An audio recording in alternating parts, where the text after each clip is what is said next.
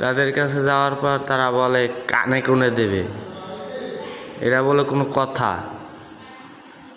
এরা হাসপাতাল খুললে লই, সরকারি হাসপাতাল খুললে লইছে খালি ব্যবসার লাগিয়া,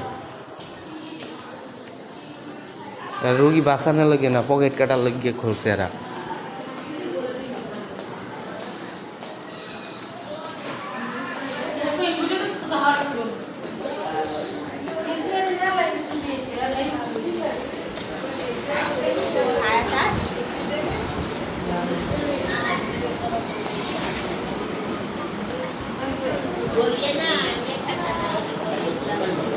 আইস বানিয়ে আইছে